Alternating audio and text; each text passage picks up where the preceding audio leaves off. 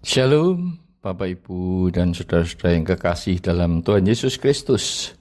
Kembali kita bertemu untuk mempelajari firman Tuhan.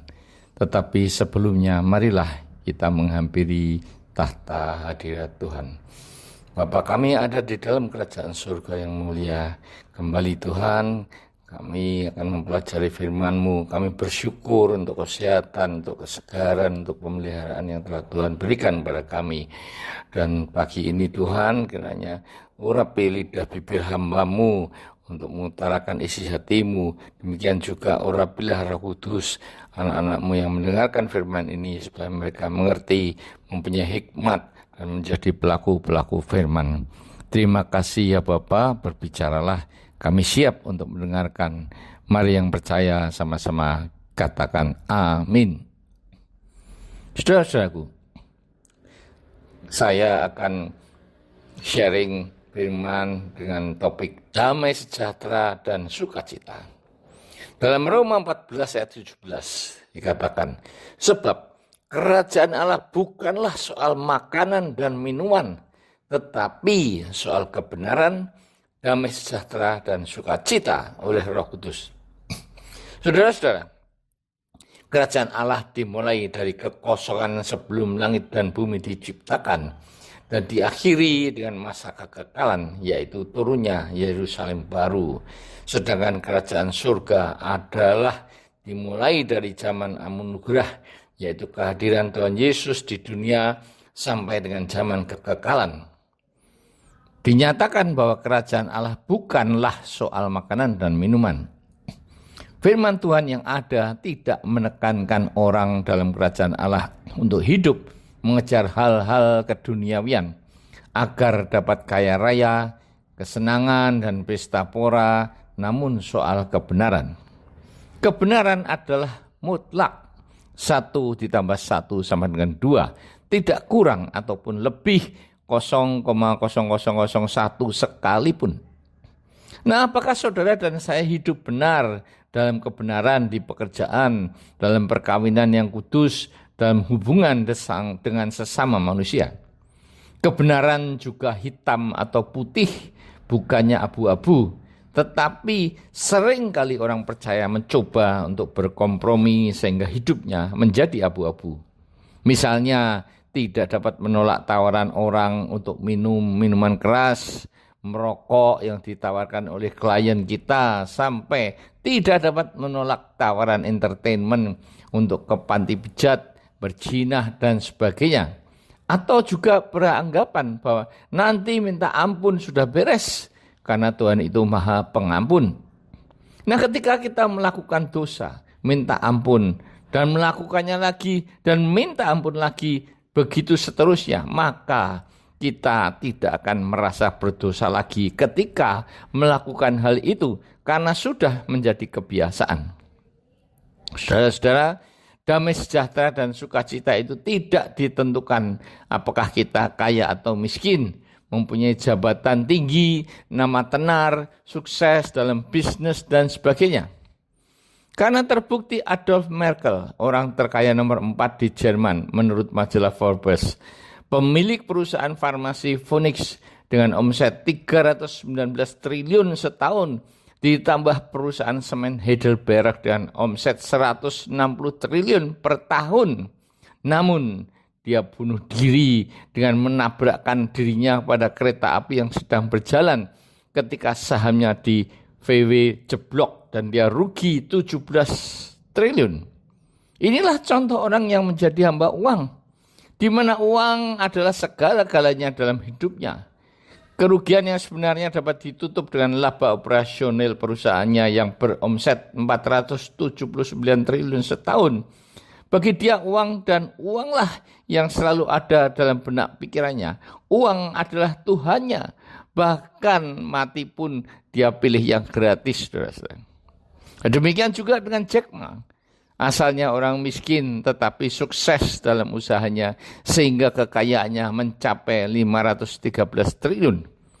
Namun ternyata anak laki-laki satu-satunya meninggal di usia 22 tahun karena kanker otak. Anak wanitanya lahir dengan cacat jantung bawaan istrinya Kathy Cheng juga menderita kanker payudara, dan Jack Ma sendiri menderita kanker dubur. Nah, ternyata kekayaannya tidak dapat untuk membeli kesehatan untuk menyelamatkan keluarga dan dirinya sendiri.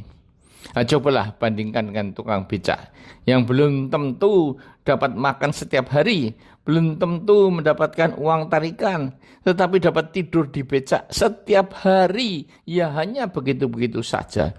Namun mereka tidak pernah mengeluh dapat tidur dengan nyenyak di becak. Kalau kita bandingkan dengan Onassis, raja kapal Yunani yang menikahi Jacqueline Kennedy, janda almarhum Presiden Kennedy. Ternyata dia menderita penyakit insomnia, penyakit yang tidak dapat tidur. Saudara-saudara, uang dapat membeli tempat tidur emas, tetapi tidak dapat membeli tidur yang nyenyak. Uang dapat untuk membeli seks, namun bukan cinta. Uang dapat membeli obat-obatan dan vitamin, namun bukan kesehatan. Dan uang dapat membuat kita senang, namun bukan damai sejahtera dan sukacita. Yang terakhir, uang dapat untuk membeli tiket keliling dunia, namun bukan tiket ke surga. Nah, dikatakan dalam ayat Roma di atas bahwa damai sejahtera dan sukacita itu diberikan oleh Roh Kudus. Artinya, ketika saudara dan saya mengenal Allah dan hidup yang berkenan bagi Dia lewat pembacaan firman Tuhan, hidup berserah dan bergantung sepenuhnya kepada rancangan dan kehendak Tuhan, hidup dengan iman dan bukan penglihatan, percaya sepenuhnya kepada Dia, karena takdir itu sudah ditentukan Allah semenjak kita masih berada dalam kandungan. Saudara, Yusuf ditakdirkan untuk menjadi Perdana Menteri di negeri asing, sekalipun harus menjalani proses sebagai budak. Hidupnya dimuliakan Allah, karena dia hidup dengan integritas, hidup takut akan Tuhan, hidup dalam kebenaran, hidup mentaati hukum. Dia tidak mau melayani godaan istri Potifar karena takut pada Allah yang tidak kelihatan. Bukan takut pada Potifar suaminya, manusia yang dapat dia kelabui dan dia bohongi. Nah, damai sejahtera dan sukacita dapat diperoleh jika hidup kita selalu bersyukur. Apapun yang terjadi, kita selalu berkata bahwa Tuhan Yesus baik. Selama-lamanya Dia itu baik. Bersyukur adalah bukan dengan melihat dan membandingkan hidup kita dengan orang yang lebih kaya, namun malah sebaliknya. Kita melihat orang-orang yang hidupnya kurang beruntung dari kita, seperti pengemis yang mengais makanan dari tempat sampah, apalagi dibandingkan dengan anak-anak yang mengalami cacat ganda, yang seumur hidupnya hanya tiduran, tergantung sepenuhnya dari perawatnya. Bukan suatu dalil yang baku jika melayani Tuhan, maka hidupnya akan berkelimpahan. Lulus ujian seperti Ayub, hartanya dipulihkan 2 kali lipat, diberi putri-putri cantik.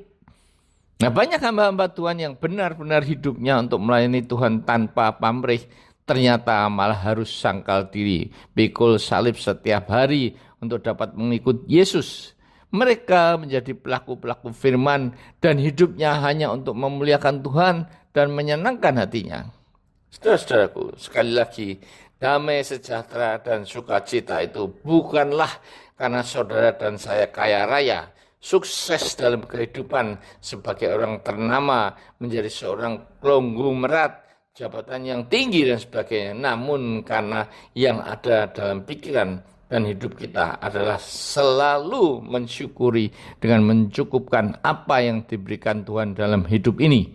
Dengan melihat kehidupan orang-orang yang jauh lebih susah daripada kita sendiri.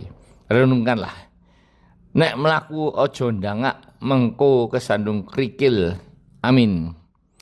Marilah kita berdoa. Terima kasih Tuhan untuk firman-Mu ya Tuhan.